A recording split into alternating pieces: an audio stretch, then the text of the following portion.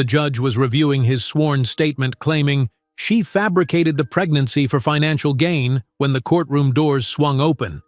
His face contorted in panic as three identical toddlers in matching outfits walked hand in hand with their poised mother toward the witness stand. But before we dive into the full story, let me know where you're watching from and what time it is. Now subscribe to the channel and let's get started. The elevator doors slid open, revealing the penthouse hallway with its plush carpeting and soft lighting. Imani Jackson tightened her grip on her purse, feeling the plastic pregnancy test tucked safely inside, its positive result both terrifying and exhilarating. Her heart pounded as she approached the door to Nathan Reynolds' Lakeshore Drive apartment, an exclusive address that, despite their 2-year relationship, never quite felt like home to her. "You can do this," she whispered to herself, smoothing down her Northwestern Law School sweatshirt, comfortable clothes for what she hoped would be a night of celebration and planning. She used her key, a privilege Nathan had granted reluctantly 6 months into their relationship. "Let's keep this between us," he'd said when giving it to her. "My investors are conservative. They're not ready to see a white man with a black woman at the helm." At 29, Nathan Reynolds was already CEO of Reynolds Enterprises, a rising technology company founded with family inheritance and privileged connections. At 24, Imani was in her 2nd year of law school, brilliant and ambitious, but from a world entirely different from Nathan's. When she entered the apartment, the Chicago skyline glittered through floor-to-ceiling windows. Nathan sat at the dining table, his attention fixed on his laptop, spreadsheets reflecting in his wire-rimmed glasses. He didn't look up. "Hey," she said, her voice smaller than intended. "Hey," he responded, still typing. "There's some Thai in the fridge if you're hungry." Imani took a deep breath and walked to the table. "Nathan, I need to talk to you about something important." He glanced up briefly, his expression distracted. "Can it wait? I'm finalizing numbers for tomorrow's investor meeting." "No," she said, finding her resolve. "It can't wait." Something in her tone made him pause. He closed his laptop halfway and looked at her properly for the first time. "What's going on?" Imani reached into her purse, removed the pregnancy test and placed it on the table between them. "I'm pregnant." The silence that followed seemed to stretch for eternity. Nathan stared at the plastic stick, his face unreadable. Then, unexpectedly, he laughed, a short, incredulous sound that made Imani's stomach tighten. "You're joking, right?" he finally said, pushing his glasses up his nose. "This isn't funny, Imani." "I'm not joking," she replied, her voice steady despite her racing heart. "I took 3 tests. They're all positive." Nathan's expression transformed then, the bemused smile fading into something cold and unfamiliar, a mask she'd never seen before. "This wasn't in the plans. It wasn't in my plans either, Nathan, but it happened and—" "No," he interrupted sharply, standing up. "It can't happen. Not now. I'm about to close a $50 million deal with investors from Texas." He paced to the window, then turned back to her, his silhouette framed against the city lights. "A black child? A black girlfriend? Do you have any idea what that would do to my corporate image?" The words hit Imani like a physical blow. She'd always known their relationship was a secret, but hearing him articulate exactly why was devastating. "I thought," she began, but couldn't finish. What had she thought? That he would eventually introduce her to his family? That the secrecy was temporary? Nathan walked briskly to his home office and returned moments later with a checkbook. He sat down, uncapped a pen, and began writing. "I know a discreet doctor. Take care of it." He tore out the check, $10,000, and pushed it across the table. Imani stared at the check, tears welling despite her determination to remain composed. "I'm not asking for your money," she said, her voice breaking slightly. "I'm sharing news about our child." "My child?" Nathan's laugh was harsh now. "No, Imani. You'll never be enough for the world I've built. My family has expectations. My investors have expectations." He leaned back, studying her as if seeing her for the first time. "You were fun. A phase. This baby will be your burden, not mine." Imani felt something shift inside her, a hardening like steel being tempered. She straightened her spine and met his gaze. "I see." Nathan tossed the check onto the coffee table and picked up his phone. "Security? This is Nathan Reynolds in 5001. I need an escort for Ms. Jackson. She's leaving." He paused, listening. "Yes, now, thank you." "You're calling security on me?" Imani asked, incredulous. "I'm ensuring you leave without a scene," he replied coolly. "I think we're done here."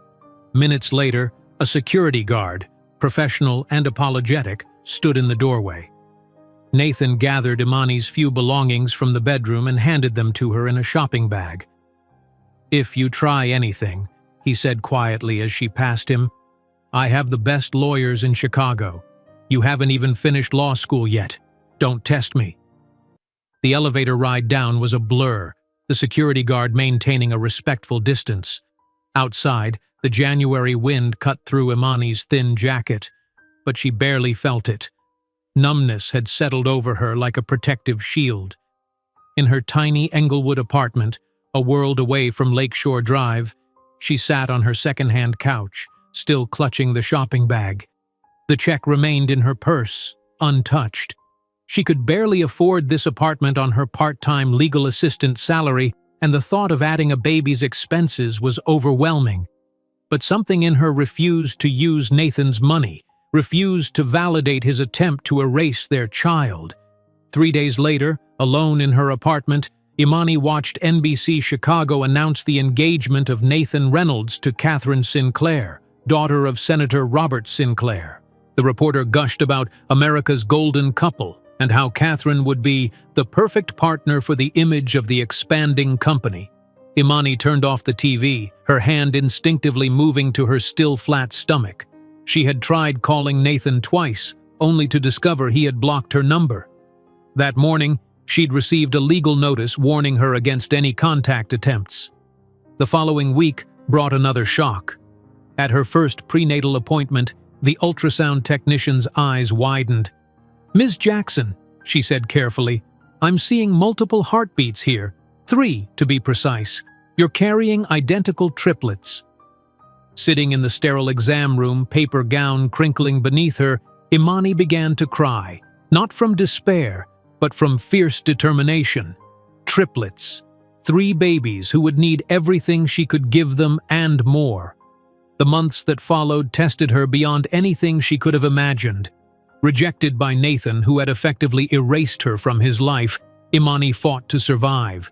She reluctantly took a leave of absence from law school, picked up a second job, receptionist by day, data entry clerk by night, and worked until her 8th month when her doctor insisted she stop. Her mother, a retired nurse with limited resources, moved from Michigan to help. Together, they transformed the tiny apartment into a home for the coming babies. Every penny went to diapers, formula, and an emergency fund. On September 5, 2013, Malcolm, Martin, and Marcus Jackson were born, 3 identical boys with bright, curious eyes. Holding them for the first time, surrounded by second-hand baby equipment and walls freshly painted with donated paint, Imani made a promise. "You will never know the rejection I knew," she whispered to each perfect face. "I will build a world where you know you are more than enough. And someday, we'll show him exactly what he missed." With the triplets just 2 months old, Imani returned to law school, sometimes bringing the babies to class when childcare fell through. Understanding professors allowed her to nurse discreetly in the back of the room while taking notes. Classmates took turns helping with the babies during breaks. At night, she studied while the boys slept, often falling asleep on her law books from exhaustion. During a second-year internship, she developed a digital security system to protect confidential legal documents, a solution so elegant that the law firm filed the patent in her name as a bonus. That patent would be the seed of what was to come. At her graduation, with the 3-year-old triplets wearing tiny suits and bow ties, Imani Jackson was the class speaker and received offers from 5 major firms. Instead, she leveraged her digital security patent and a $50,000 loan guaranteed by a professor who believed in her to found Obsidian Security Solutions. As she tucked the diplomas into a drawer, she looked at the photo of the 3 boys and whispered, "He said we weren't enough. We're going to show him exactly how much we're worth." While filing away the torn check in a drawer as a reminder, Imani couldn't have imagined that 10 years later she would be at the helm of a billion-dollar company, facing the man who had said she would never be enough. The torn check remained in Imani's drawer as a reminder of the day she learned exactly where she stood in Nathan Reynolds' world. Now, sitting in her tiny Englewood apartment, she pressed a hand against her growing belly, still processing the ultrasound technician's words. Identical triplets. The statistical improbability made her laugh. She had never won so much as a raffle, yet here she was, beating odds of 1 in 200,000. Morning sickness hit her in waves that felt more like tsunamis. Imani leaned over the bathroom sink, retching until nothing remained but bitter bile. These weren't ordinary pregnancy symptoms. They were amplified threefold, her body working overtime to sustain 3 tiny lives. "You okay in there, baby?" her mother's voice called through the door. "Fine, Mom," she managed, splashing cold water on her face. Not fine, terrified, but admitting that wouldn't change anything.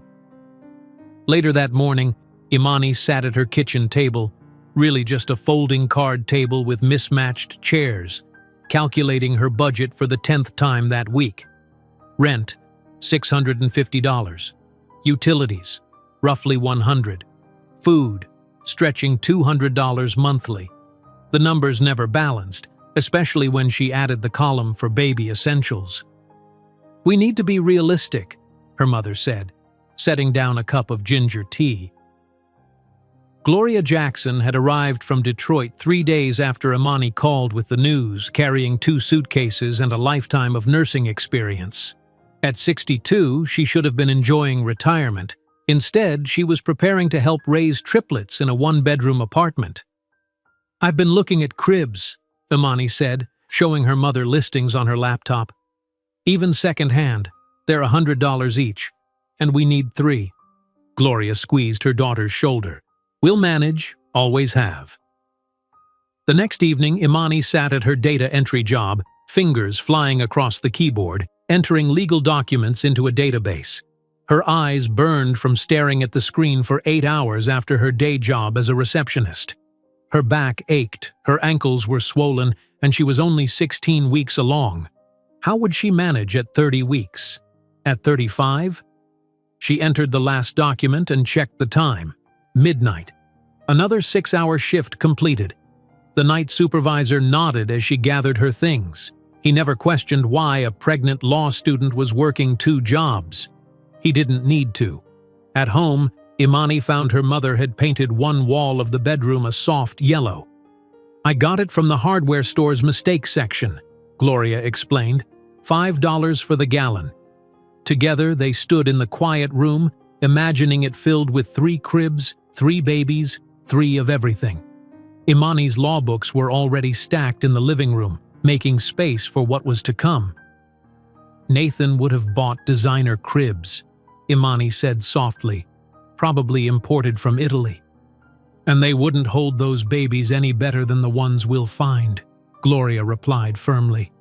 The following week, Imani found 3 matching cribs at a church donation center. Sturdy, if slightly worn. $60 for all 3. A miracle, the volunteer called it, that they had 3 identical ones. Imani silently agreed, though lately she was questioning what qualified as divine intervention. By her 7th month, Imani's small frame was stretched to its limit. Her navel had long since protruded, her skin marked with angry red stretch marks. Walking the 4 blocks from the bus stop to work became increasingly difficult. "You need to take it easier," her co-worker Janine advised, watching Imani lower herself painfully into her reception desk chair. "You're carrying 3 babies." I'm aware, Imani replied dryly, shifting to find a comfortable position. But they need health insurance and I need this job. That afternoon, while transferring a call, Imani's vision blurred suddenly. The room tilted, voices became distant, and then darkness. She awoke to paramedics hovering over her, concerned faces swimming in her vision. Blood pressure's too high, one was saying, possible preeclampsia. At the hospital, Dr. Winters spoke plainly. Your body is under extreme stress, Ms. Jackson. Multiple pregnancies are high risk even under ideal circumstances. You're working too hard. I don't have a choice, Imani argued, IV fluids dripping into her arm. You do, the doctor countered. Choose your babies, choose yourself, or risk losing everything. The decision was excruciating. Imani's jobs weren't just income, they were security, independence, a future. But as she lay in the hospital bed feeling the triplets move within her, she recognized the fragility of her situation. She called her supervisors from the hospital room and resigned from both positions. The following weeks were a blur of medical appointments and financial panic. With no income, Imani faced the humiliation of applying for government assistance, SNAP benefits for food, emergency Medicaid for prenatal care, temporary housing assistance to ensure they wouldn't be evicted. Your name? Asked the intake worker at the Department of Human Services, not looking up from her computer. Imani Jackson. Occupation? Imani hesitated. Law student, currently on medical leave. The woman looked up then, skepticism evident in her expression. Law student? But you're applying for… Yes, Imani interrupted, one hand on her enormous belly. Circumstances change. Walking out with a stack of forms and an EBT card, Imani felt the weight of judgment from other waiting applicants. The silent questions. Why have children you can't afford? Why not give them up? What were you thinking? Questions she sometimes asked herself at 3 a.m., when sleep evaded her and fear took hold. At 34 weeks, Imani's water broke during a routine checkup. It's time, Dr. Winters said calmly, watching the monitor showing contractions already beginning. We're taking you to delivery. But it's too early, Imani protested, panic rising. They need more time. They've had all the time they can get. Now we need to meet them. The delivery room was a flurry of activity, 3 pediatric teams standing by, equipment for premature infants ready. Gloria held Imani's hand, whispering encouragement as contractions intensified. I can't do this, Imani gasped between waves of pain. You already are, her mother replied. You've been doing the impossible for months. 16 hours later, Malcolm entered the world first. 4 pounds, 6 ounces of determined life, announcing himself with a surprisingly strong cry. Martin followed 7 minutes later, slightly smaller but equally vocal. Marcus arrived last, the smallest at barely 4 pounds, his cry more of a whisper. They were immediately placed in incubators, tiny bodies connected to monitors and tubes. Imani, exhausted beyond comprehension, could only glimpse them before they were whisked to the NICU. Hours later, wheeled to the neonatal intensive care unit, Imani faced the reality of her sons, so small, so vulnerable, so completely dependent on her. Through the incubator openings, she touched each one with a gentle finger. Malcolm, she whispered to the first, you are never a burden. You are my strength. To the second, Martin, you are more than enough. You are extraordinary. And finally, to the smallest, Marcus, I will build a world worthy of you. This I promise. 2 weeks later, the triplets were strong enough to go home. The apartment had been transformed in their absence. Gloria had organized a network of church members and former nursing colleagues to donate essential items. 3 car seats, mountains of diapers, formula, in case breastfeeding 3 proved impossible, and a rocking chair squeezed into the bedroom corner. The first night home, Imani sat in that chair, attempting to nurse 2 babies while the third waited his turn, crying. Gloria paced the small room, bouncing Marcus gently. How am I going to do this? Imani asked, tears mixing with breast milk. "One day at a time," Gloria answered. "One baby at a time. One breath at a time." Days blurred into nights. Feedings every 2 hours meant Imani rarely slept more than 90 minutes consecutively. She learned to nurse 2 babies simultaneously while reading law textbooks propped on a pillow. Gloria took night shifts when possible, but at 62, her energy had limits. During rare quiet moments, Imani drafted emails to Northwestern Law School, inquiring about part-time options, online courses, anything that might allow her to continue her education while raising triplets. The response was cautiously optimistic. They would work with her, though no one had quite attempted this particular juggling act before. "I need to go back," Imani told her mother, watching the 3-month-old babies sleeping in their cribs, arranged in a tight triangle to fit the small bedroom. "Not just for me, but for them. They deserve a mother who finishes what she starts." "And they'll have one," Gloria assured her. "Just be realistic about timing." At 6 months, Imani enrolled in 2 online courses, a first step back toward her legal education. She studied during nap time and late at night, submitting assignments while nursing, somehow maintaining a 3.8 GPA despite functioning on minimal sleep. Every morning, she opened her drawer and looked at Nathan's torn check, reminding herself of why she pushed so hard. Not for revenge, but for vindication, to prove that his assessment of her worth was catastrophically wrong.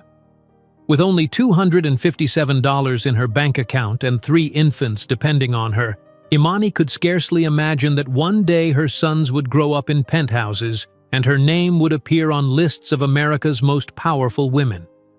$257 wouldn't last long, but Imani Jackson had something far more valuable than money: determination. As January's bitter Chicago wind rattled the windows of her tiny apartment, she gently laid her 2-month-old triplets in their second-hand cribs and opened her laptop. The email from Northwestern Law School glowed on the screen. "We look forward to welcoming you back for the spring semester." "Are you sure about this?" Gloria asked, adjusting Marcus's blanket. "They're still so small." "If I wait until it's easy, I'll never go back," Imani replied, her voice soft but resolute. "Besides, we've worked out the schedule. Morning classes while you're with them, afternoon feeding, evening classes while they nap, study at night." "And sleep when, exactly?" her mother pressed. Imani smiled tiredly. "Sleep is for lawyers, Mom. I'm still just a student." The first day back on campus felt surreal. Imani walked through the grand entrance of Northwestern Law School with 2 bags, one filled with textbooks, the other with diapers, bottles, and extra clothes. Her classmates had spent the break at ski resorts or tropical beaches. She had spent hers learning to nurse 3 babies simultaneously while highlighting case law. Halfway through constitutional law, her phone vibrated. Gloria's text read, "Martin won't settle. Crying for an hour. Need you." Imani slipped out, apologizing to Professor Williams, who nodded sympathetically. In the quiet hallway, she called home, listening to Martin's wails through the speaker. "I've tried everything." Gloria sounded exhausted. "I think he needs his mama." "I'll be there in 30 minutes, Imani promised, already packing her books. That evening, as Martin finally slept against her chest, Imani emailed Professor Williams explaining her situation. His response came within minutes. "Ms. Jackson, my wife and I raised twins. Bring the baby to class tomorrow if needed. Your education shouldn't suffer because you're a mother."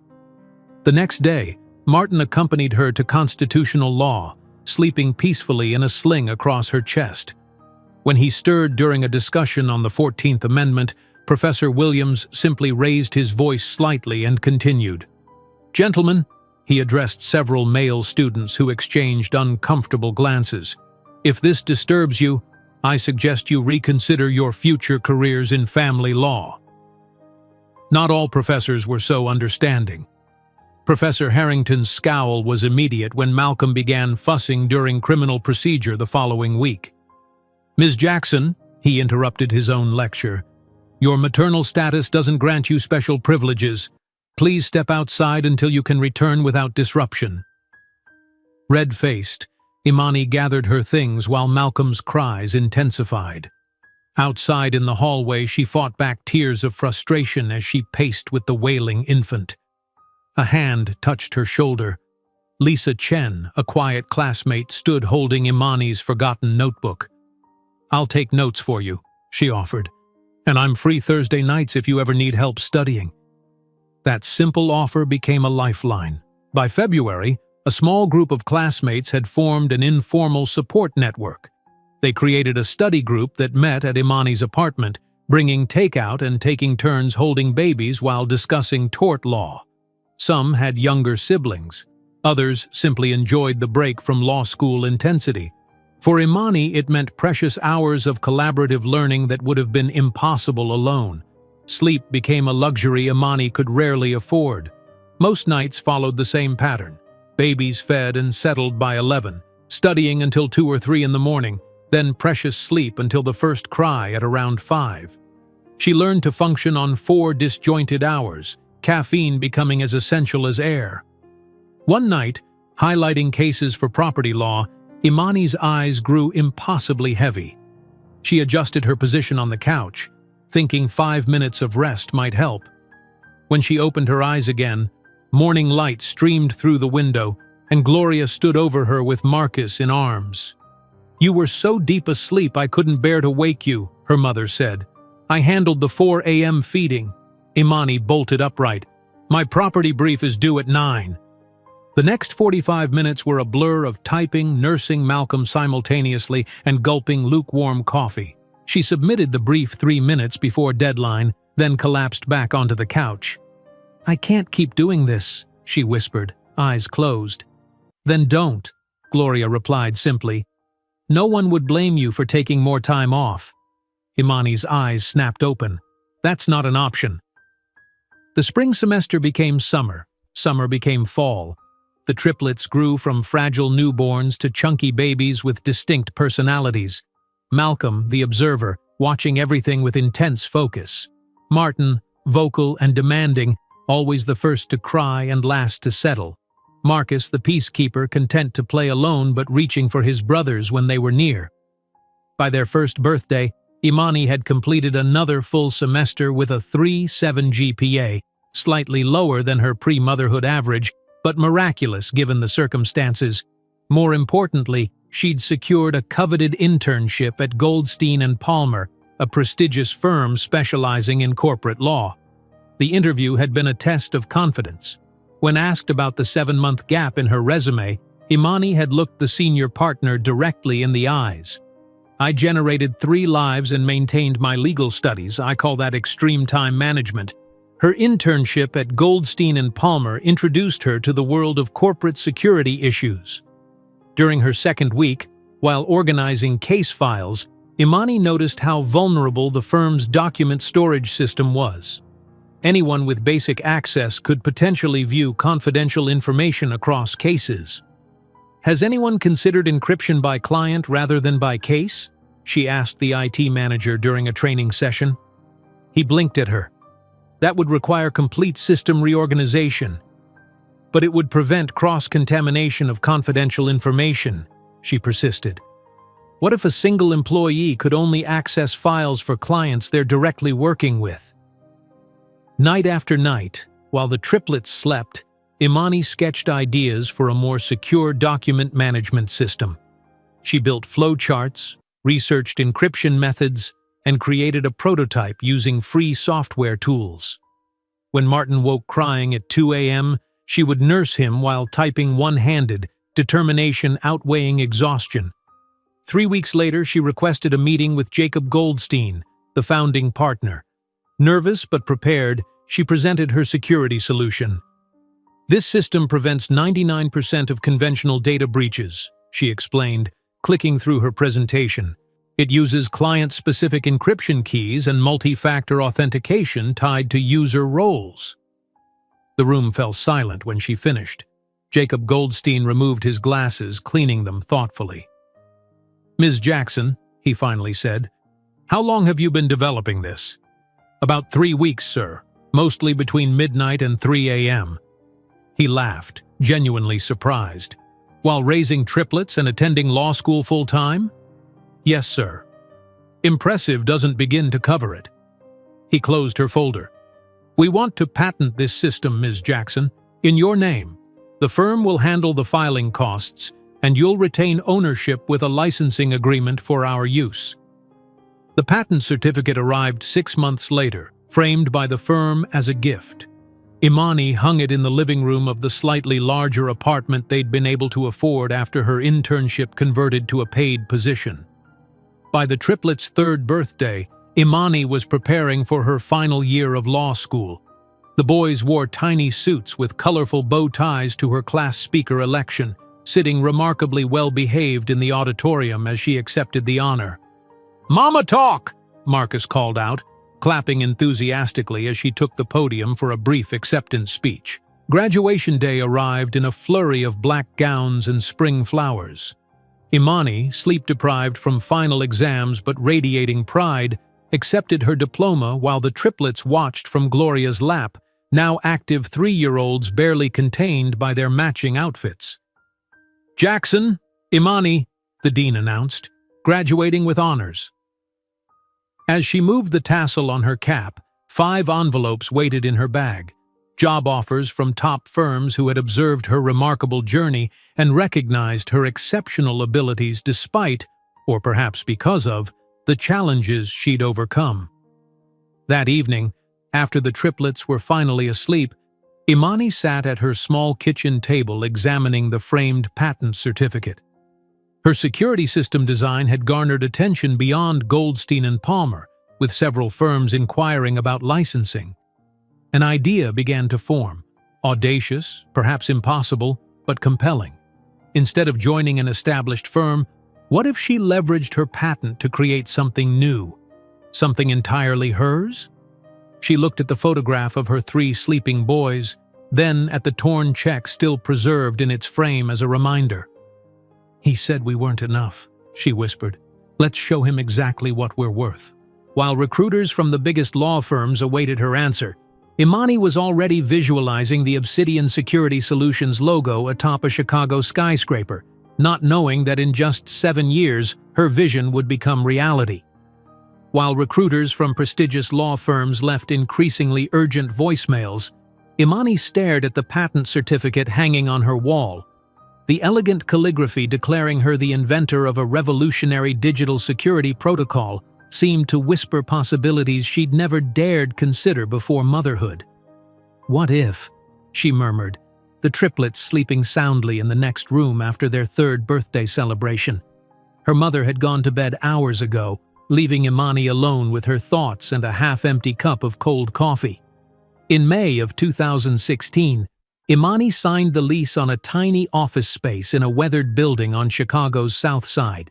The rent was manageable, barely, and the location far from the gleaming downtown towers where her classmates were beginning their legal careers.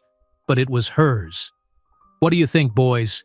she asked as Malcolm, Martin, and Marcus explored the empty room, their identical faces curious as they peered out the single window. "Echo!" Marcus called, delighted when his voice bounced off the bare walls. "Can we bring toys?" Martin asked practically. Malcolm, always the observer, walked the perimeter of the space, running his small hand along the wall. "It needs computers, Mama." Imani laughed. "Yes, it certainly does." Professor Diana Wright, who had mentored Imani through her final year of law school, stood in the doorway watching the scene. "Well, it's not exactly the corner office Kirkland and Ellis offered you." "No," Imani agreed, "but those aren't my initials on the door." Diana nodded, understanding perfectly. She reached into her briefcase and withdrew an envelope. "Which is why I brought this. $50,000. A business loan." Imani's eyes widened. "Diana, I can't." "You can and you will. I'm investing in Obsidian Security Solutions. I expect a reasonable return, nothing more." Her expression softened. "Though watching you prove every doubter wrong will be satisfaction enough." That night, after setting up a folding table and her laptop in the empty office, Imani worked until dawn designing the company website. She fell asleep at the keyboard, her head dropping onto her arms as exhaustion finally overcame determination. A small hand on her shoulder woke her. "Mama, you need to rest," Malcolm said, his serious little face inches from hers. Gloria stood in the doorway with the other boys, concern etched on her face. "I brought breakfast," her mother said, holding up a bag of muffins. "And reinforcements." She nodded toward the triplets. "They insisted on helping you work today." For the next month, Imani divided her time between coding her security platform and cold calling potential clients. The rejections were relentless and often humiliating. "Obsidian Security? Never heard of it," said one office manager before hanging up. "We work with established firms," another replied dismissively. The worst was her meeting with Stanley Kowalski, IT director for a mid-sized insurance company. He glanced at her business card, then around the small conference room she'd rented for the pitch. "And who's the technical director? Who's the real brain behind this?" Imani maintained her professional smile. "I am the brain, Mr. Kowalski. The patent is in my name." He leaned back, not bothering to hide his skepticism. "Look, Ms. Jackson, security is serious business. Our clients trust us with sensitive information. We need established partners with proven track records. Everyone starts somewhere, Mr. Kowalski. My system is more advanced than what you're currently using. I've analyzed your public-facing infrastructure and found 3 significant vulnerabilities." His expression soured. "We'll pass, but thanks for the free consultation." He rose, ending the meeting 20 minutes early. In the elevator down, Imani fought back tears of frustration. These meetings depleted her limited startup funds and precious time away from the triplets. Diana's loan was dwindling fast, mostly consumed by equipment, licensing fees, and childcare during meetings. June became July, July became August. Imani lost count of the rejections. Meanwhile, she watched competitors with inferior solutions, many run by men with fewer qualifications but more connections, win contracts she'd been denied. Then came the call that changed everything. "Is this Obsidian Security? The Chicago Community Bank has experienced a data breach. Your name was mentioned as someone who might help. We've tried 3 larger firms, but they can't deploy teams until next week." Imani straightened in her chair. "I can be there in an hour." The bank's systems had been compromised through a sophisticated phishing attack, potentially exposing thousands of customers' financial information. With the clock ticking on notification requirements and reputation damage mounting by the hour, the bank's president looked skeptically at Imani when she arrived. "You're Obsidian Security? Just you?" "For now," Imani replied confidently, already unpacking her laptop. "Show me where your system administrators work." For the next 72 hours, Imani barely left the bank's IT department. She traced the breach, isolated compromised accounts, implemented containment protocols, and designed a security patch, all while stepping out periodically to call home and check on the triplets. On the 3rd day, bleary-eyed but triumphant, she presented her findings to the bank's board. "The breach has been contained. All affected customers have been identified, and I've implemented enhanced security protocols to prevent similar attacks." The board president looked stunned. 3 other firms told us this would take weeks. They would have used conventional approaches. I didn't have that luxury, so I created a more efficient solution. She handed him an invoice, substantially lower than competitor quotes, but still the largest sum Obsidian had ever charged. He signed it without hesitation. The following week, the Chicago Business Journal ran a small article. "Startup security firm saves community bank from cyber disaster."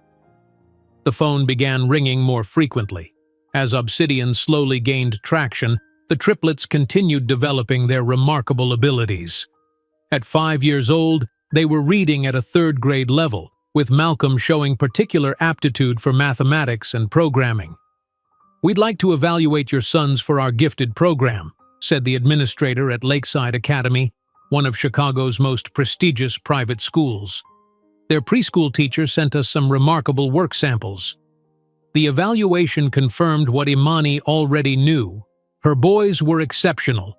All three qualified for Lakeside's program for gifted children, with full academic scholarships. But the peripheral costs, uniforms, supplies, transportation, would strain Obsidian's fragile finances.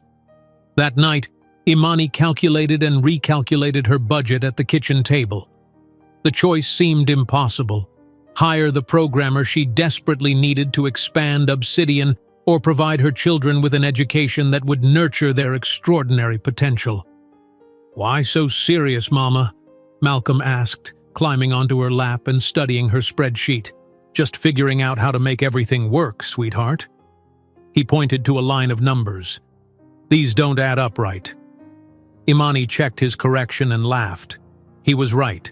She'd made a simple arithmetic error that had thrown off her calculations. The solution came to her that night: transform part of her office into an after-school study space for the boys. They could come directly to Obsidian after Lakeside, completing homework while she worked. The arrangement would save childcare costs and allow her to supervise their education personally. As fall turned to winter, Obsidian gained its first full-time employee, Zoe Chen, a brilliant programmer who had received offers from Google and Microsoft but chose Obsidian instead.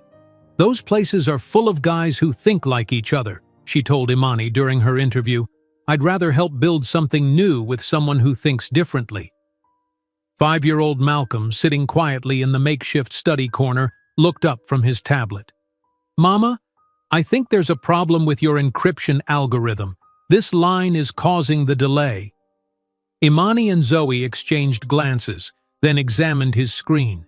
He had identified a legitimate issue in Obsidian's code, one that had been puzzling them for days. "He's right," Zoe whispered, amazed. On a snowy December evening, as Imani worked late finalizing a security proposal, her phone rang. The caller ID showed Midwest Credit Union, a regional financial institution she'd been courting for months. "Ms. Jackson, we were impressed by your work with Chicago Community Bank. We have a contract to discuss. Are you available for a meeting tomorrow?" The following week, Imani gathered her tiny team, Zoe, the triplets, and Gloria, around a simple chocolate cake with "Congratulations Obsidian" written in blue icing. The Midwest Credit Union contract, worth $120,000, represented not just financial salvation but validation. "To new beginnings," Imani said, cutting slices for everyone. As they celebrated, she couldn't know that in just 5 years, Obsidian would be valued in the billions, or that Nathan Reynolds would be watching her rise with growing discomfort from his increasingly less relevant office. As the Midwest Credit Union contract ink dried, a metaphorical door swung open for Obsidian Security Solutions. The 6-figure agreement, modest by industry standards but monumental for a fledgling startup, provided the oxygen Imani's vision desperately needed. By early 2018, Obsidian had outgrown its modest first office. Imani stood in the center of their new space, still in the same building but 3 times larger, watching as her team of 15 employees arranged workstations and unpacked equipment.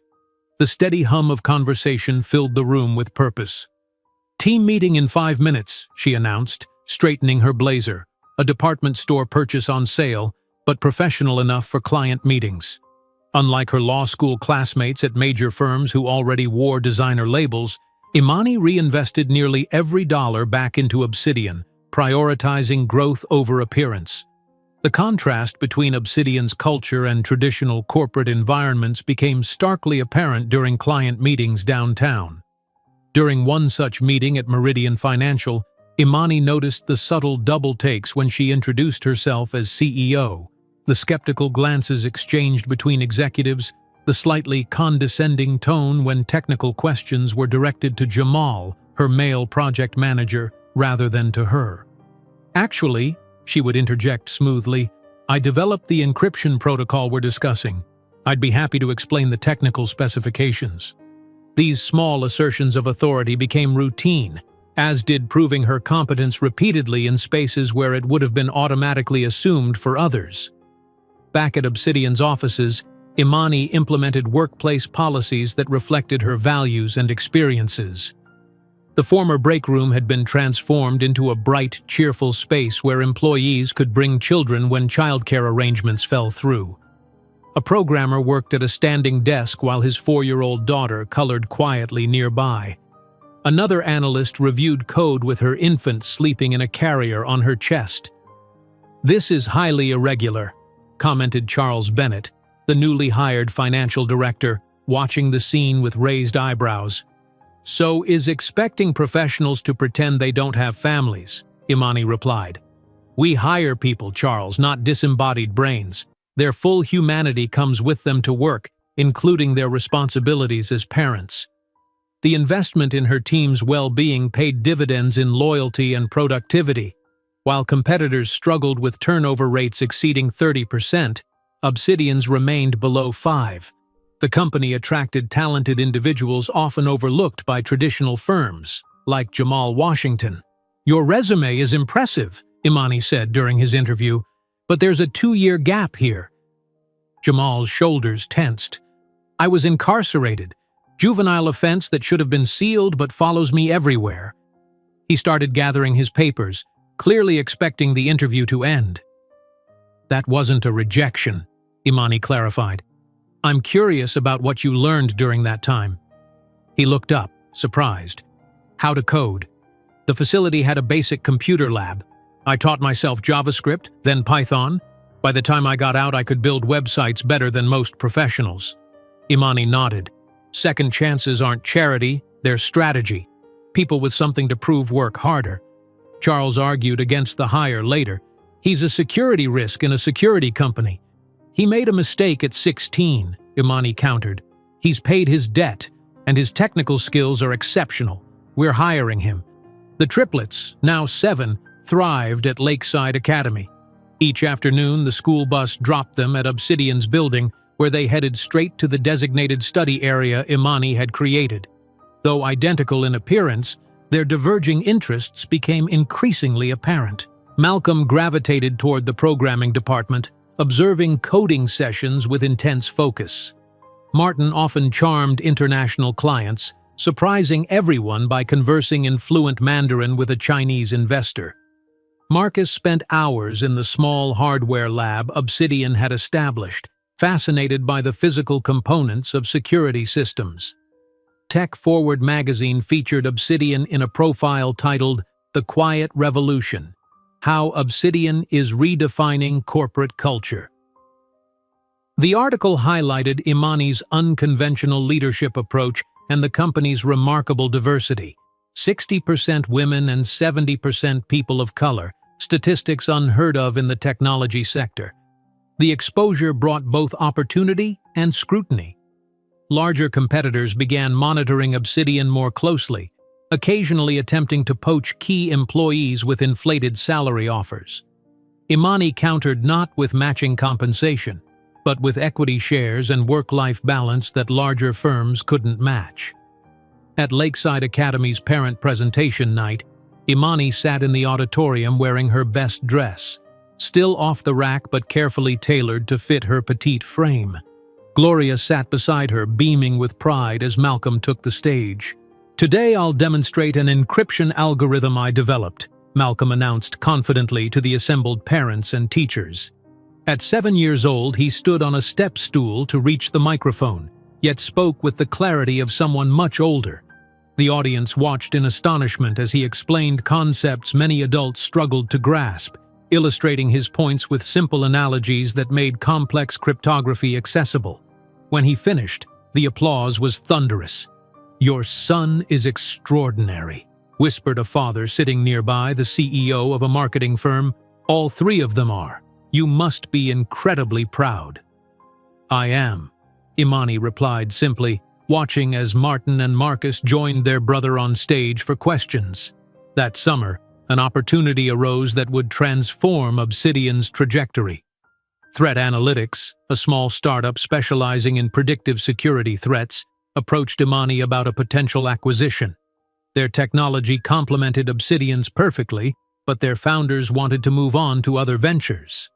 "This would be our first acquisition," Imani explained to the triplets that evening in their apartment, which, though larger than their first home, remained modest by Chicago standards.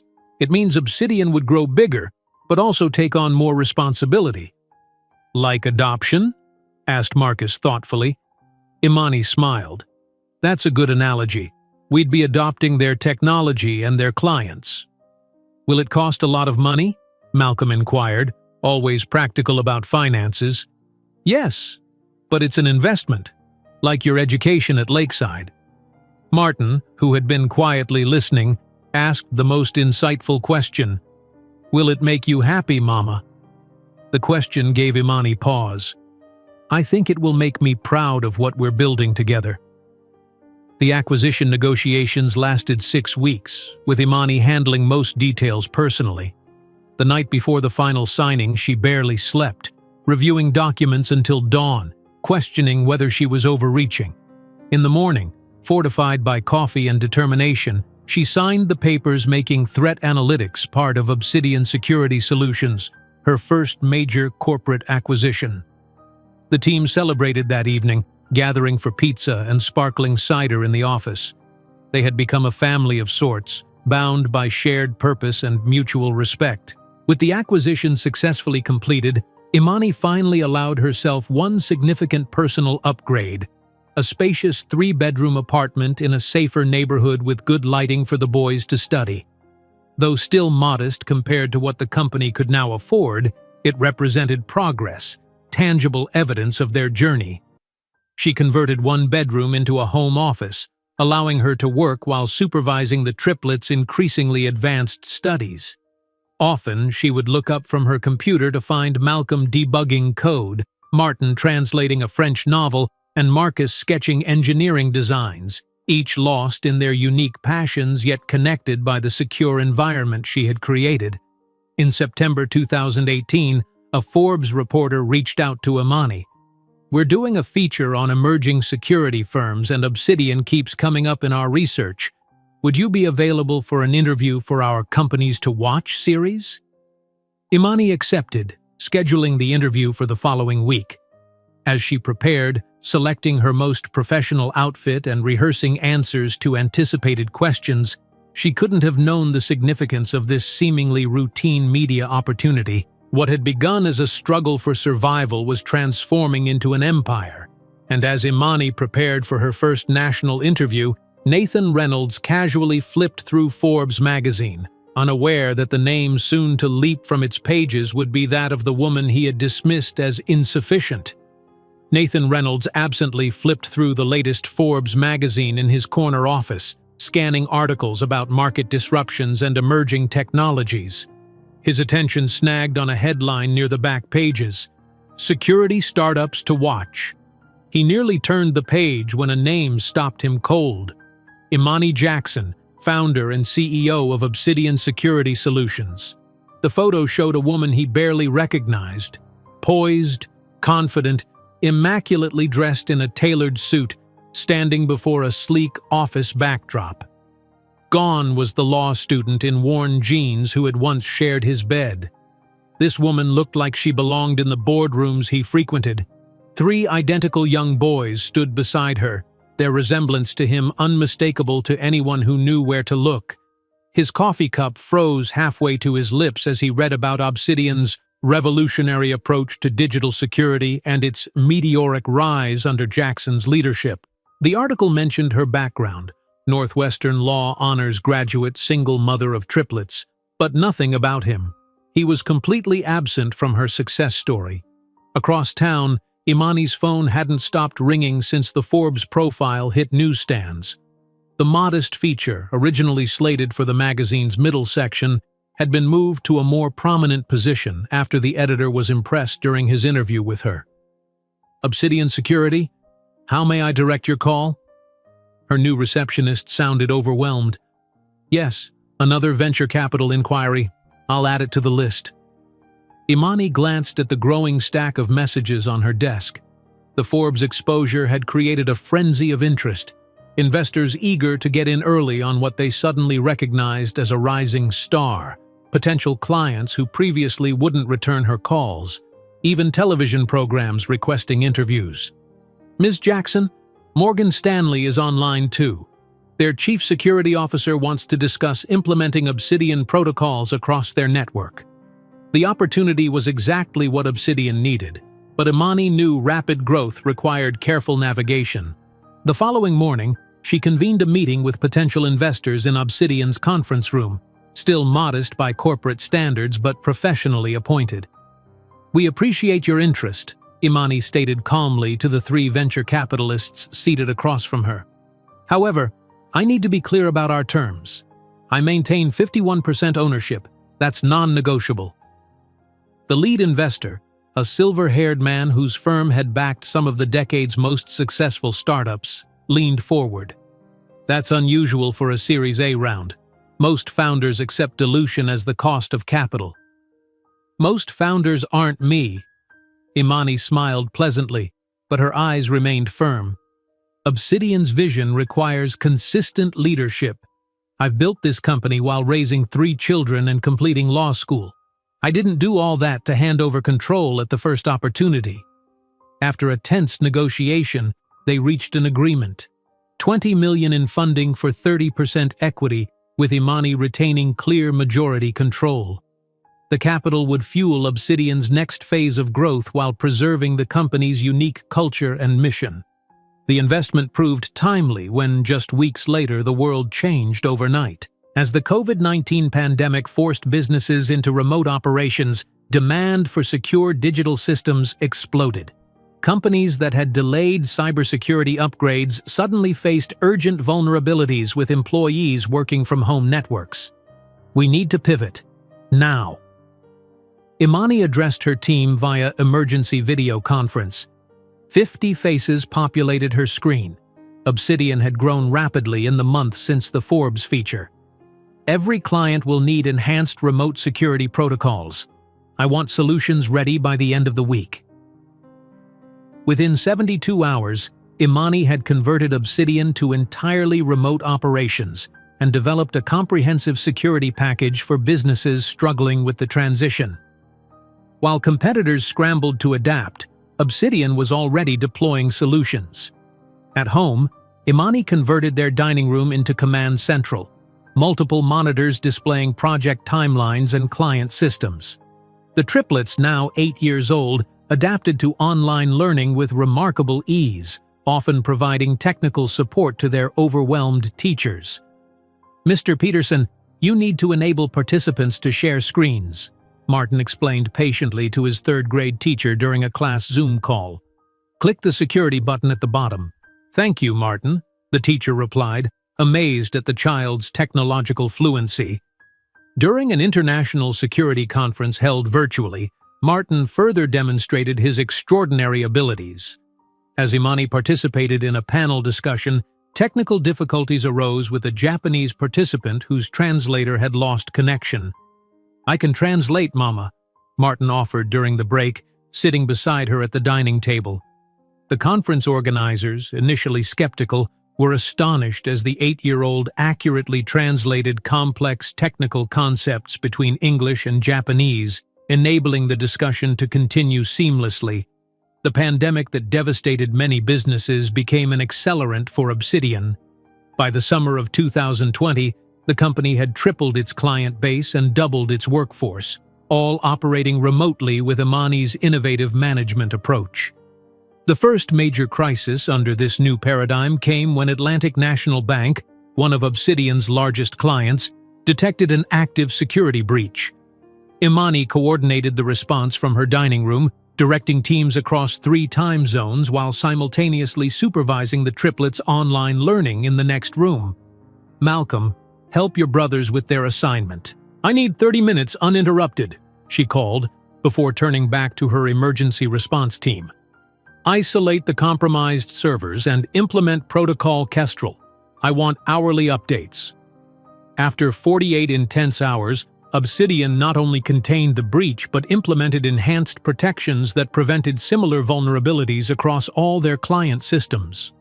The successful resolution caught the attention of federal agencies struggling with their own security challenges in the remote work environment. "Ms. Jackson, this is Director Williams from the Department of Financial Services. We'd like to discuss security consulting for several critical departments.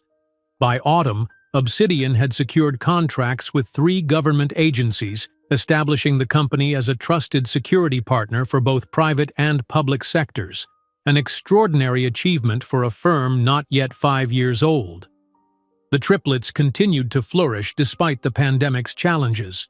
Their academic performance placed them among the top students at Lakeside, with each boy developing his unique strengths. Malcolm's mathematical abilities approached prodigy level.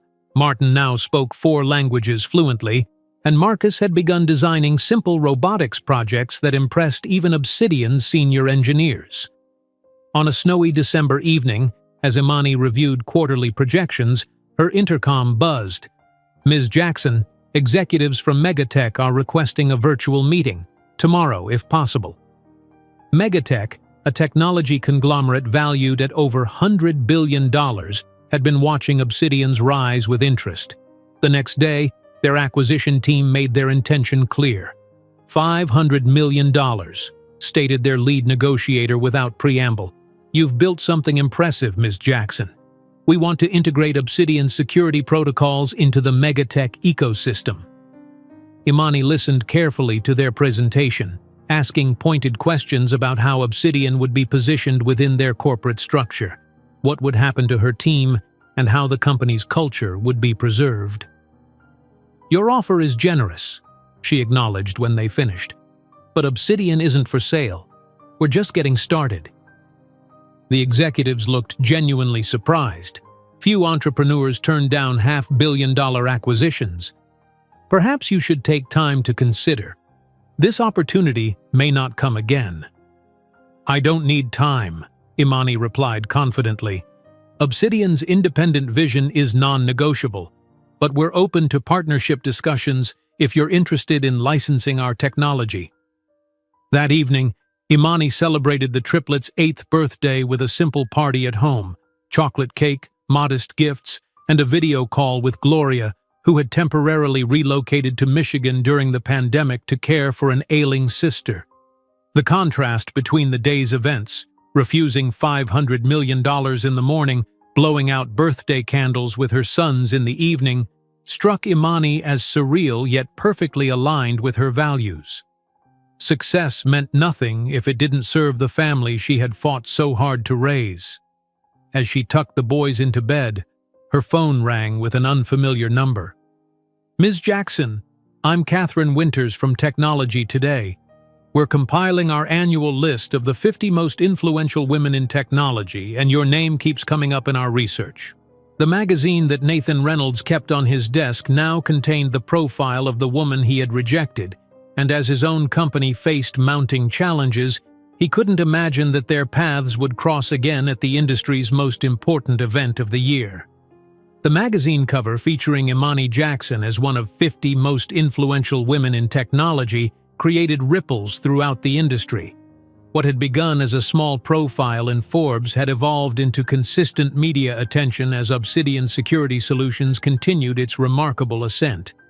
By early 2022, the once struggling startup occupied 3 full floors of the same building where Imani had rented her first tiny office. The company logo, a polished black stone emblem, now adorned the entrance lobby. In the executive boardroom, Imani reviewed the terms of the latest investment round with her leadership team. The numbers on the document before her seemed almost unreal. $300 million for a 10% stake, valuing Obsidian at $3 billion. "If we accept these terms, we maintain controlling interest while gaining the capital needed for international expansion," she explained, her voice steady despite the momentous nature of the discussion. "Any questions before we vote?" Around the table, her assembled executives, diverse in age, gender, and background, exchanged glances before unanimously raising their hands in approval. Charles Bennett, the CFO who had once questioned her hiring practices, now nodded with undisguised respect. "Then it's settled," Imani concluded, signing the final document with a Montblanc pen, a gift from her team on Obsidian's 5th anniversary. "As of today, we're officially a unicorn." Later that evening, alone in her office with its panoramic view of Chicago's skyline, Imani allowed herself a rare moment of reflection. She opened her desk drawer and removed the framed torn check, $10,000 that Nathan Reynolds had offered to resolve the problem of her pregnancy. Beside it lay a printout of Obsidian's current valuation. Officially a billionaire, she whispered to herself. From housekeeper to billionaire in less than 10 years. The journey had been extraordinary by any standard. Obsidian now protected the digital infrastructure of 6 government agencies and over 200 global corporations. The company's proprietary security protocols had become industry standards, mentioned in the same breath as giants like Cisco and Microsoft. 2 weeks later, Imani's assistant placed a magazine on her desk. Time's latest issue featuring Imani on the cover under the headline, "The Transformative Force: How Imani Jackson Revolutionized Digital Security and Corporate Culture." The profile detailed her journey from single mother to tech mogul, though Imani had carefully omitted any mention of the triplets' father. The boys, now 9 years old, had developed into remarkable young men, each displaying exceptional talents that were beginning to attract attention beyond their immediate circle. At the Midwest Technology Conference that spring, Malcolm, Martin, and Marcus presented their educational application designed to simplify complex concepts for disadvantaged children. The auditorium fell silent as the 3 identical boys, dressed in matching blazers but distinguished by their colored pocket squares, demonstrated the program they had coded themselves. "We noticed that many educational apps assume prior knowledge," Malcolm explained to the audience of technology professionals.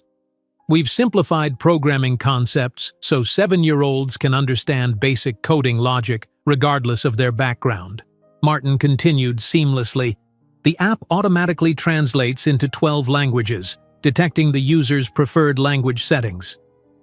And it works offline," Marcus added, "because many children in underserved communities don't have reliable internet access." The thunderous applause that followed their presentation confirmed what Imani already knew. Her sons were exceptional not just in intelligence but in empathy and vision. They had insisted that all profits from the app go to schools in disadvantaged areas, establishing a foundation for this purpose with Imani's guidance. With Obsidian's explosive growth came changes in their personal circumstances as well. After careful consideration, Imani purchased a penthouse apartment overlooking Lake Michigan, spacious, filled with natural light, and providing the security and comfort her family deserved. "What do you think?" she asked the boys as they explored the space for the first time, their eyes wide at the panoramic views of the lake. "It's amazing," breathed Marcus, pressing his palms against the floor-to-ceiling windows. "Can we still have our bunk beds?" Martin asked practically, making Imani smile. "You each have your own room now," she explained, "but we can certainly get bunk beds if you prefer." Malcolm walked the perimeter of the living room, calculating. "The square footage is approximately 3,245 square feet. That's 7.6 times larger than our first apartment." Imani hugged him, always the mathematician. With their improved circumstances, Imani made another significant change, officially hiring her mother as family manager with a generous salary and benefits package. "You don't need to do this," Gloria protested when Imani presented her with the employment contract. "I'm your mother, not your employee." "You gave up everything to help us," Imani replied firmly. "Your retirement, your home in Michigan, your independence. You deserve security and recognition for that sacrifice.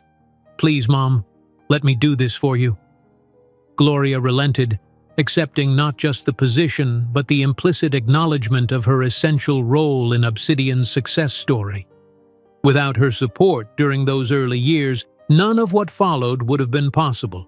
As Obsidian expanded globally, opening offices in New York, San Francisco, and London, Imani implemented her most ambitious initiative yet, the Obsidian Scholarship Program, providing full educational funding and paid internships to students from underserved communities like Englewood, where she had struggled to raise the triplets. "I want to interview these candidates personally," she instructed her HR director. "Their grades aren't as important as their determination and creativity." The contrast between her current reality and her humble beginnings became starkly apparent one afternoon when she visited her old elementary school in her chauffeur-driven Bentley. Children swarmed the vehicle in excitement as she emerged, impeccably dressed in a Chanel suit, to deliver donated computers and establish a coding lab. "You used to go here?" one wide-eyed girl asked, clearly finding it difficult to connect the elegant woman before her with the aging school building. "I did," Imani confirmed, kneeling to meet the child's eyes despite her expensive outfit. "And if I can go from this classroom to where I am now, imagine where you might go." In industry circles, rumors began circulating about troubles at Reynolds Technologies. Nathan's company, once considered innovative, had struggled to maintain relevance in the rapidly evolving tech landscape. Several key contracts had been lost to more agile competitors, including Obsidian, and their stock had dropped 20% over 2 quarters. Imani took no public satisfaction in these developments, maintaining professional courtesy whenever Reynolds Tech was mentioned. Privately, however, she recognized the poetic justice. The company led by the man who had deemed her insufficient was now losing ground to the empire she had built while raising the children he had rejected. In June, an unexpected email arrived from the organizers of the National Technology Conference, the industry's most prestigious annual gathering. "We would be honored to have you deliver the keynote address at this year's event," it read. "Your journey and vision represent the future of technology leadership." Imani shared the news with the triplets over dinner that evening. "It's in New York next month. Would you like to come? We could make a family trip of it." "Can we go, Mom? We want to see you shine," Marcus exclaimed, always the most expressive of the three. "Of course," she agreed, smiling at their enthusiasm. "We'll make it special." Later that evening, reviewing the conference program sent by the organizers, Imani paused at a familiar name. Nathan Reynolds would be receiving the Legacy Innovation Award and delivering a presentation immediately before her keynote. After 10 years of complete separation, their paths would intersect on the industry's biggest stage. She felt no fear at the prospect, only a calm certainty that she was more than prepared for this encounter. The woman who would stand on that stage bore little resemblance to the law student he had dismissed a decade ago. In the weeks leading up to the conference, Imani carefully selected her wardrobe for the event, including a custom Armani suit with an obsidian brooch at the lapel, subtle but unmistakable branding. Her stylist, personal shopper, and assistant coordinated every detail, ensuring her appearance would project exactly the power and confidence she had earned. As they boarded the private jet to New York, the triplets buzzed with excitement about their first trip in first class. Settling into her leather seat, Imani reviewed her keynote speech, unaware that Nathan Reynolds was doing the same on his own jet, both oblivious that their paths would not merely cross but spectacularly collide before the eyes of America's technological elite. The private jet sliced through clouds as the Manhattan skyline emerged in the distance. Imani closed her keynote speech notes, satisfied with the final revisions. Her eyes shifted to the triplets across the aisle, their identical faces illuminated by the tablets they were using to review their father's company website. "Reynolds Technologies seems to be struggling with innovation," Malcolm observed, scrolling through their quarterly reports. "Their stock dropped another 8% last week." Imani smiled gently. "We're not attending the conference to analyze competitors, sweetheart." "Technically, he's not just a competitor," Martin replied softly, always the most emotionally perceptive of the three. "He's also a man who made his choices long ago," Imani finished firmly. "Remember what we discussed. This trip is about Obsidian's achievement, not personal history." The Plaza Hotel's magnificent facade gleamed in the afternoon sunlight as their limousine pulled to a stop at the entrance. Flashbulbs popped immediately. Imani Jackson's arrival had been anticipated by technology and business press alike. She emerged first, a vision in a tailored midnight blue pantsuit, her obsidian brooch catching the light. The triplets followed, immaculate in identical black suits distinguished only by their colored pocket squares. blue for Malcolm, green for Martin, red for Marcus. "Ms. Jackson, over here!" Photographers called as the family paused briefly on the red carpet. The boys, accustomed to increasing public attention, stood tall beside their mother, their posture reflecting years of her gentle reminders. Heads high, shoulders back, "You are Jacksons."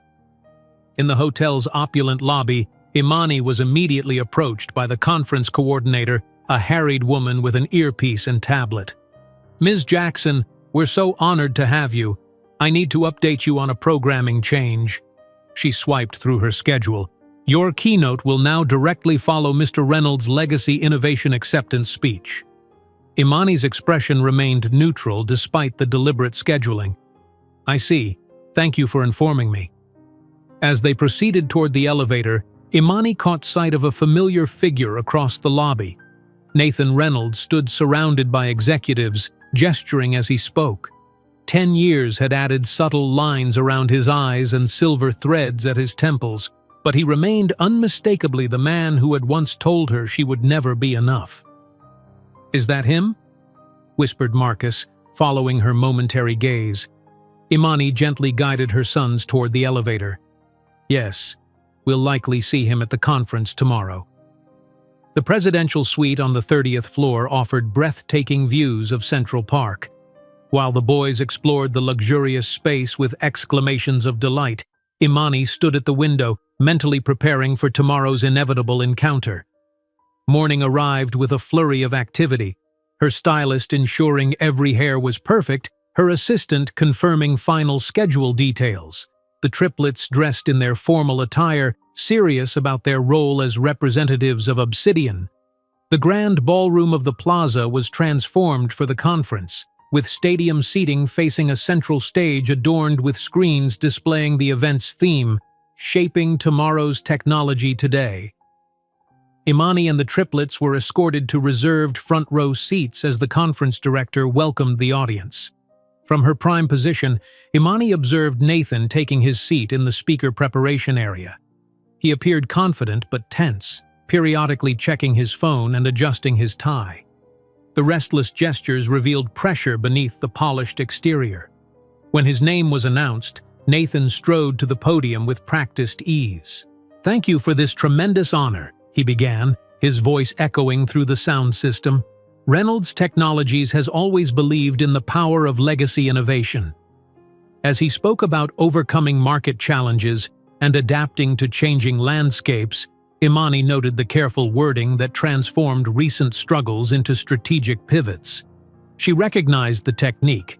She had studied corporate communication extensively, but his delivery lacked conviction. Beside her, Martin leaned close. "He seems nervous when he talks about innovation," he whispered, confirming her own observation. Nathan's presentation concluded with moderate applause. The conference director returned to the stage. "And now, to present our Innovator of the Year award and deliver our keynote address, please welcome Imani Jackson, CEO of Obsidian Security Solutions." Imani squeezed each boy's hand before rising gracefully. Backstage, she passed Nathan in the narrow corridor. Their eyes met briefly, his widening in recognition despite having surely seen her name on the program.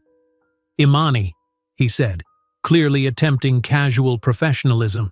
"It's been a decade," she finished politely, continuing toward the stage entrance. "Congratulations on your award." On stage, Nathan performed his introduction duties mechanically, reading her accomplishments from the teleprompter. Then he turned, extending the crystal award as she approached.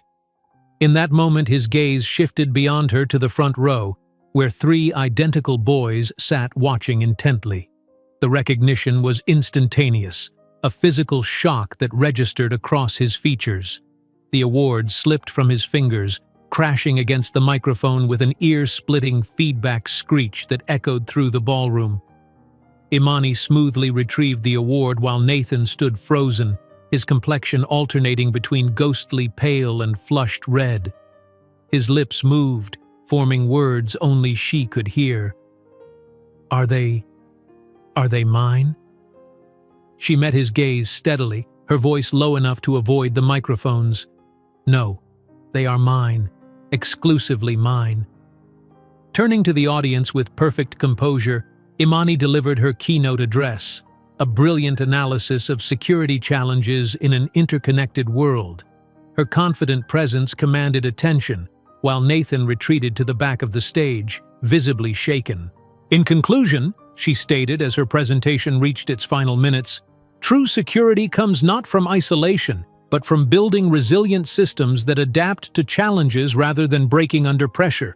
That's why I dedicate this award to my sons, Malcolm, Martin, and Marcus, who taught me that our greatest security comes not from algorithms, but from unconditional love." The standing ovation was immediate and enthusiastic. As Imani returned to her seat, the triplets applauded proudly, unaware of the seismic shift that had occurred on stage. Nathan had already disappeared. During the luncheon that followed, Imani maintained her focus on networking with industry colleagues. The triplets, poised beyond their years, engaged impressively with executives who expressed astonishment at their knowledge and articulation. "Your sons are remarkable," commented the CTO of a major financial institution. "True prodigies." "They've had advantages I didn't," Imani replied simply, "including knowing they are valued unconditionally." As dessert was being served, Imani noticed Nathan approaching their table, accompanied by a slender blonde woman whose tight smile didn't reach her calculating eyes. Catherine Sinclair Reynolds, daughter of Senator Robert Sinclair and Nathan's wife of nearly 10 years. "Imani," Nathan began, his voice forcefully casual. "What a wonderful surprise. I had no idea you would be here." "Mr. Reynolds," she replied formally, maintaining professional distance. "Congratulations on your award." Catherine's gaze darted between them, instantly sensing the undercurrent.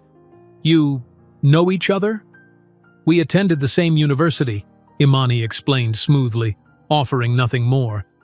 The triplets observed the interaction with keen interest.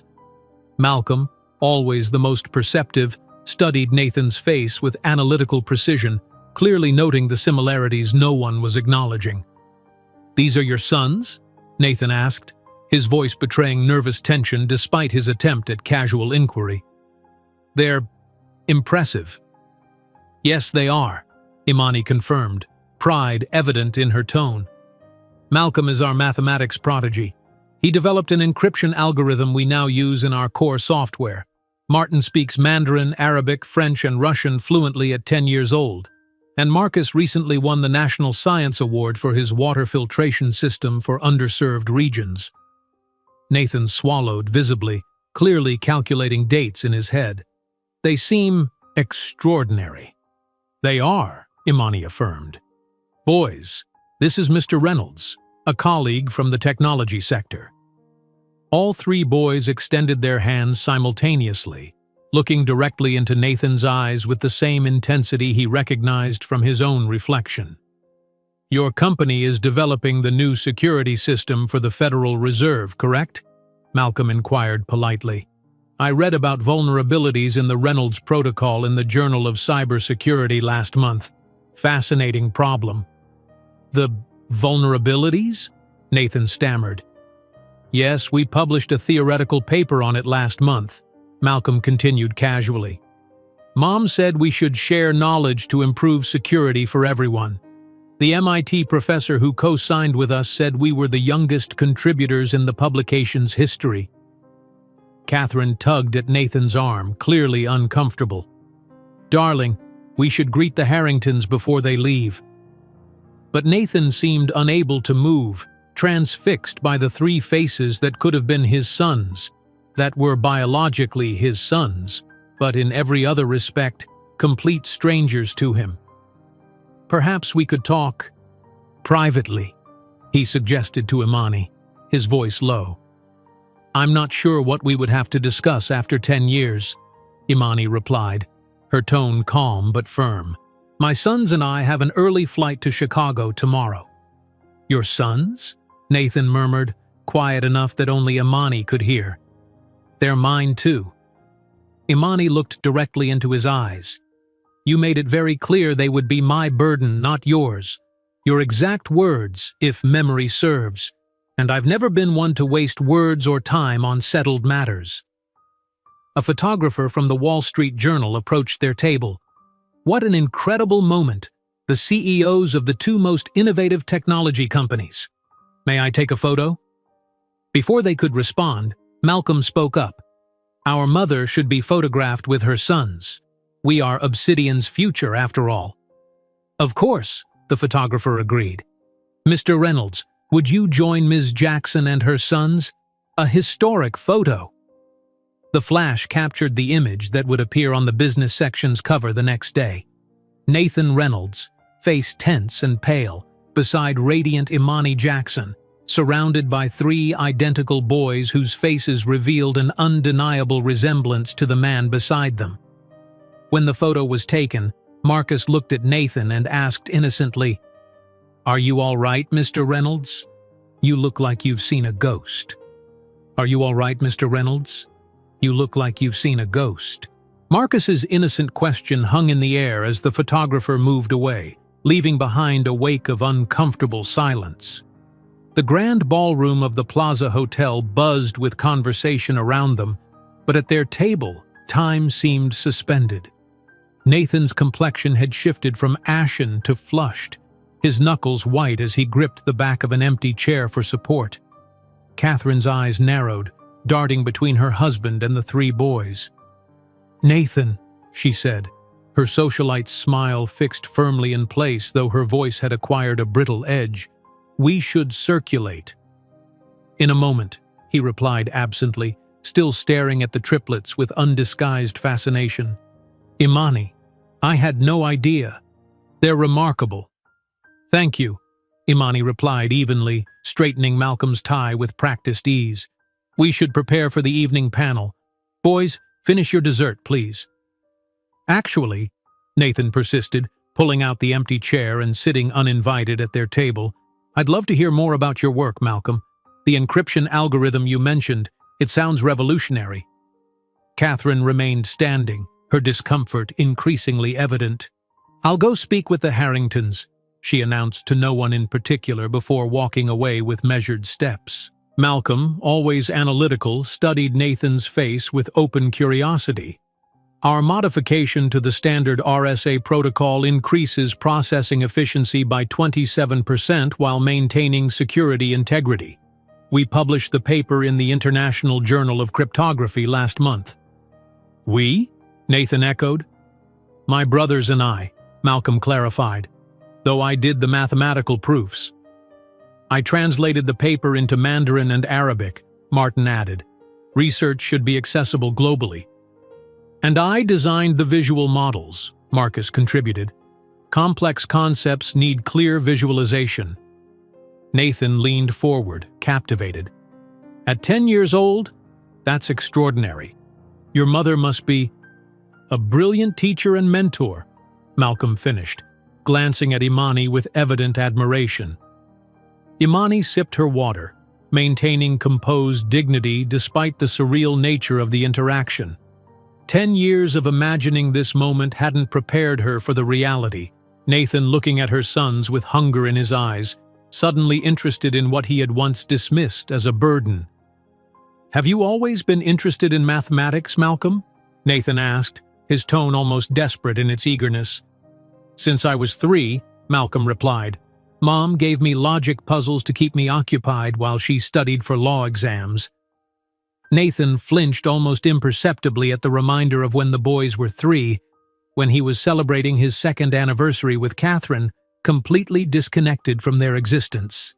A waiter approached, refilling water glasses and clearing dessert plates. During this momentary interruption, Imani caught Catherine watching them from across the room, her expression unreadable but intense. "The gala dinner begins in an hour," Imani noted, checking her watch. "Boys, we should return to our suite to prepare." "Of course," Nathan said quickly. "But perhaps we could continue this conversation later? I'd be fascinated to hear more about your educational experiences." The triplets looked to their mother, awaiting her guidance. Imani hesitated only briefly. "We have a full schedule, Mr. Reynolds. The boys are participating in the Young Innovators panel tomorrow morning. You're presenting at the conference? Nathan asked, addressing the boys directly. Our educational app for disadvantaged communities, Marcus explained. It provides free coding instruction in 12 languages. The profits support technology access in underserved schools, Martin added. All of them, Malcolm concluded. Every penny. Nathan's expression shifted, something like shame briefly crossing his features. That's incredibly generous. Our mother taught us that true success includes lifting others, Malcolm stated with the certainty of a deeply ingrained principle. As they stood to leave, Nathan rose quickly. Imani, please, just 15 minutes. There's a small reception room just off the main hall. Imani considered him coolly. The boys and I come as a package, Mr. Reynolds. Anything you wish to discuss can be said to all of us. Of course, he agreed immediately, too quickly. I just thought, professional courtesy. The reception room, though small, featured the same opulence as the rest of the plaza. Crystal chandeliers illuminated gold-accented walls while plush armchairs formed an intimate conversation circle. The triplets seated themselves with perfect posture, observing Nathan with undisguised curiosity. You have the same eyes, Martin noted suddenly. Similar nose structure, too. Nathan's head jerked up in surprise. Yes, I suppose there is a resemblance. Genetic inheritance patterns are fascinating, Malcolm commented. Dominant traits express themselves regardless of other genetic contributions. Nathan cleared his throat nervously. You're remarkably advanced in your understanding of, well, everything. Our mother ensured we had access to knowledge without artificial limitations, Marcus explained. Age doesn't determine capacity for understanding. Nathan's gaze shifted to Imani, who stood slightly apart, watching the interaction with careful neutrality. You've done an extraordinary job with them. I can't imagine how difficult it must have been. You didn't try to imagine it, Imani replied, her voice level but carrying unmistakable weight. That was your choice. The triplets exchanged glances, their identical expressions revealing they understood more than they had explicitly been told. Are you our biological father? Malcolm asked directly, his analytical mind clearly having assembled the available evidence. The room fell silent. Nathan's mouth opened and closed before he finally whispered, Yes. Martin's eyes narrowed slightly. Yet you've never contacted us, never sent birthday cards or inquired about our well-being. It's complicated, Nathan stammered. There were circumstances. Did you know about us? Marcus interrupted, his usually cheerful expression serious. Nathan glanced at Imani, who made no move to rescue him from his own truth. I knew your mother was expecting. We weren't. It wasn't the right time. Time is relative, Malcolm observed coldly. It's been 10 years, 3 months, and approximately 17 days since we were born. That seems like adequate time to send a single message inquiring about our existence. The door opened suddenly and Catherine entered, her composure visibly strained. Nathan, the Sinclairs have arrived. Your presence is expected. Her gaze swept over the triplets, lingering on their features with new understanding. Catherine, Nathan began awkwardly, I know exactly who this is, she interrupted, her voice tight. What I don't know is why you're having a private meeting with them. Professional courtesy, Imani supplied smoothly, repeating Nathan's earlier excuse. Mr. Reynolds was interested in our Young Innovators program. Catherine's eyes narrowed. How convenient that these young innovators happen to be the spitting image of my husband at that age. A remarkable coincidence. Nathan paled. Catherine, we should discuss this privately. Yes, we certainly should, she agreed with brittle politeness. Along with discussing why our daughter's photograph is conspicuously absent from your office while you're apparently fascinated with someone else's children. Martin looked between them with perceptive eyes. You have a daughter? Elizabeth, Catherine answered before Nathan could speak. She's 7. You have a half-sister you've never met because your father," she nearly spat the word, "has apparently been leading separate lives." "Catherine, please," Nathan implored. "Not here." "Why not here?" she challenged. "Seems you've made all your important decisions without consulting me anyway." "Actually," Imani interrupted calmly, "the boys and I have a schedule to maintain. We'll leave you to your discussion." "Wait," Nathan protested desperately. "I want to know them. I want to be part of their lives." Catherine laughed bitterly. "Suddenly interested in fatherhood when it comes packaged with brilliant, accomplished children? How convenient." "It's not like that," Nathan insisted, though his expression betrayed uncertainty. Malcolm stood, straightening his blazer with dignity beyond his years. "Mr. Reynolds, if you're interested in knowing us, perhaps begin by being honest with yourself about why, after 10 years of complete absence, you suddenly find us worthy of your attention." Nathan flinched as if struck. "I made a terrible mistake," he admitted. "I was young, scared." "Our mother was young too," Martin observed. "Younger than you. She was scared too. The difference is, she took responsibility." "I want to make it right," Nathan pleaded, looking between the boys and Imani. "I can help financially, educationally."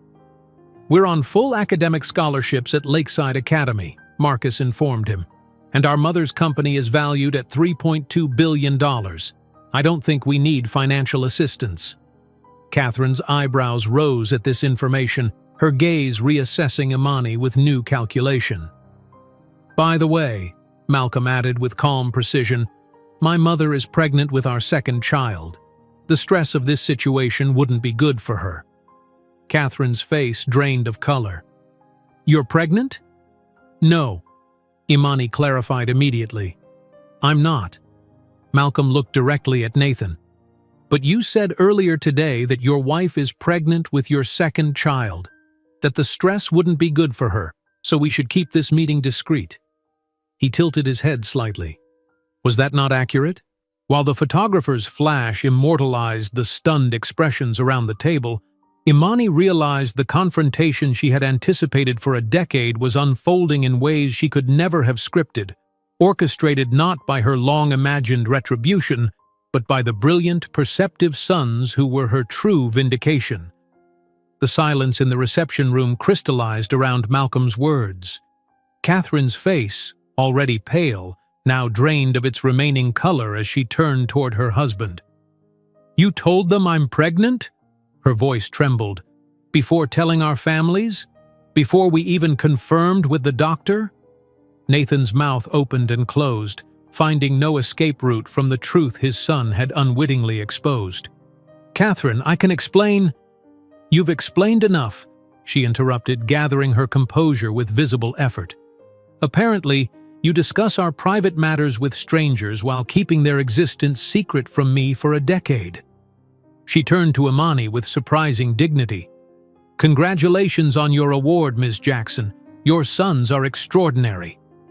With that, Catherine Sinclair Reynolds exited the room, her Louboutin heels clicking purposefully across the marble floor. Nathan collapsed into the nearest chair, his perfectly tailored tuxedo suddenly appearing too large for his frame. "This isn't how I imagined this would go," he murmured. "How did you imagine it?" Imani asked, genuinely curious. "A joyful reunion? Gratitude that you've finally acknowledged their existence?" Before he could answer, Malcolm spoke.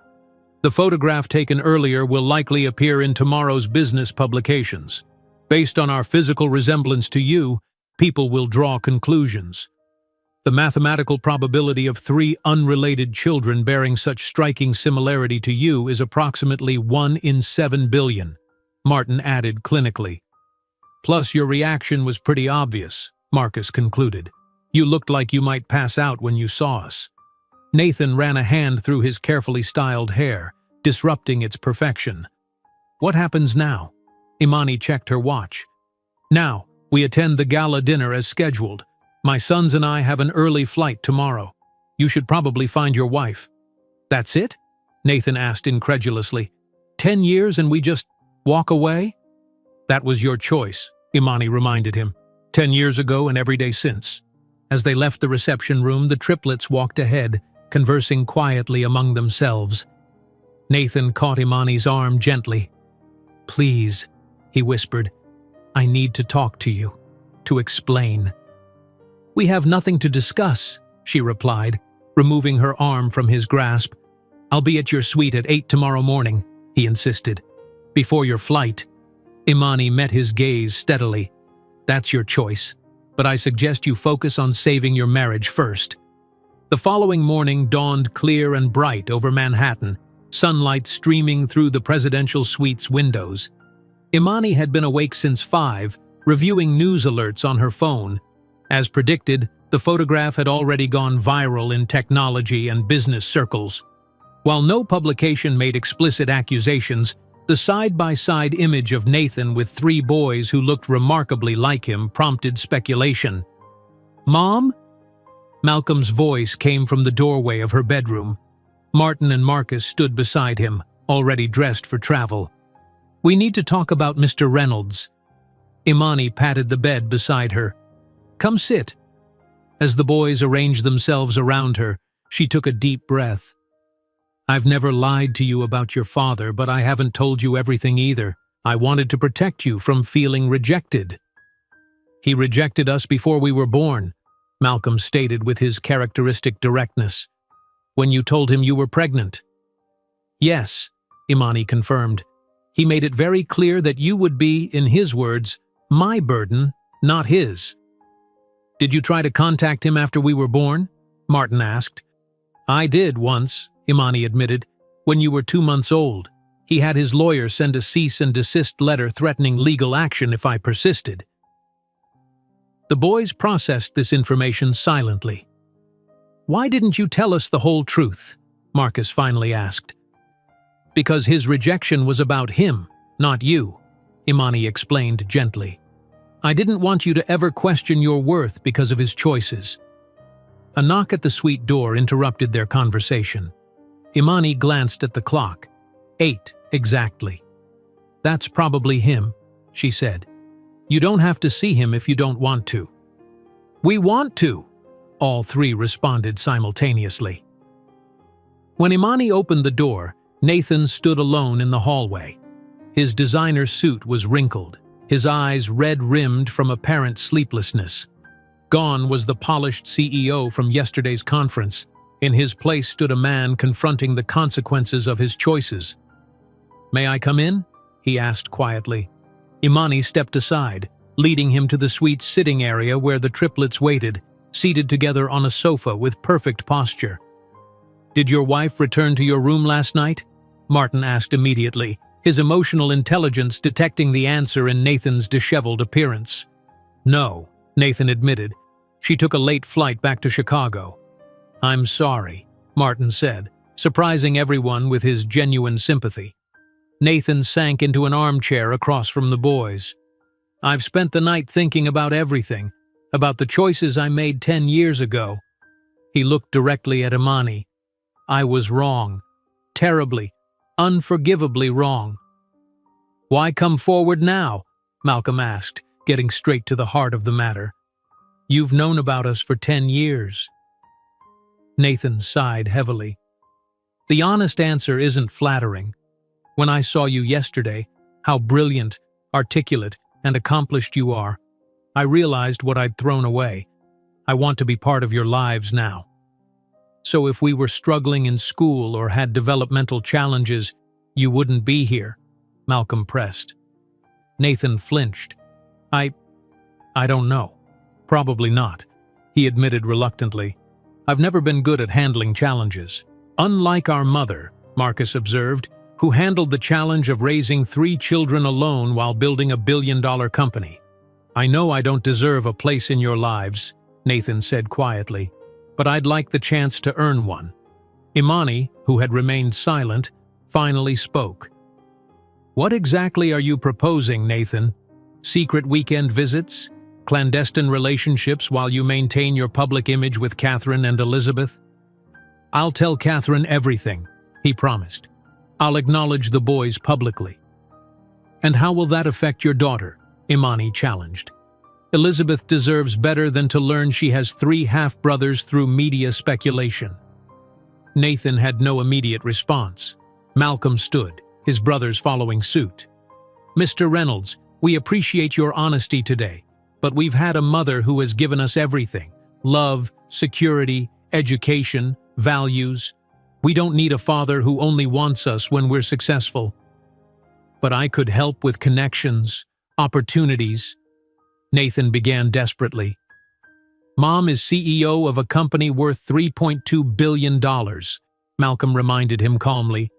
"The Reynolds Technologies market cap fell to $2.1 billion last quarter. Your financial assistance seems unnecessary." Nathan's face reddened at the precision of his son's financial knowledge. "It's not just about money." "Then what is it about?" Martin asked quietly. "Because it seems like you're only interested in claiming successful children, not in the actual work of parenting." A hotel staff member knocked, informing them their car was waiting to take them to the airport. As the triplets gathered their belongings, Nathan made one final plea. "Please give me a chance. I want to make things right." "Why now?" Imani asked again.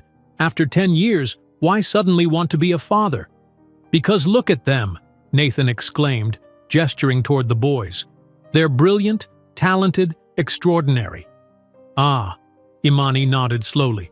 "So if they were ordinary children with average grades and no special talents, you wouldn't be here?" Nathan's hesitation revealed the truth without words. "As I suspected," Imani concluded. "You don't want to be a father. You want to be associated with their success. There's a fundamental difference." "Will we see you again?" Marcus asked suddenly. Nathan's expression brightened. "I'd like that very much." "Then be honest with your wife and daughter first," Marcus advised. "If you want to know us someday, start by knowing yourself, and perhaps begin by being honest with your wife and daughter about who you really are." In the limousine heading to LaGuardia Airport, Martin asked, "Are we okay, Mom?" Imani embraced all 3 boys. "We're more than okay. We're the Jacksons, strong, intelligent, and complete." From the taxi window, Imani caught a glimpse of Nathan exiting the hotel, somehow diminished by the magnitude of his past choices. For a moment, she felt not pity, but a strange gratitude. His abandonment had forged in her a strength she might never have discovered otherwise. At LaGuardia, while waiting to board, Malcolm asked, "Do you think he'll try to contact us again?" "Probably," Imani answered honestly. "People like Nathan always want what they can't have. But the question isn't whether he'll try to enter our lives. The question is whether we'll choose to let him in, and that choice will always be ours." Their flight to Chicago was announced. As they walked toward the boarding gate, Imani and her sons moved forward not as survivors of abandonment, but as victors who had transformed rejection into triumph and absence into strength. Behind them, the shadow of the past diminished, while ahead, the future they had built together shone with infinite promise. If you enjoyed today's video, I'm sure you'll love the next one. Don't waste time. Just click on the screen.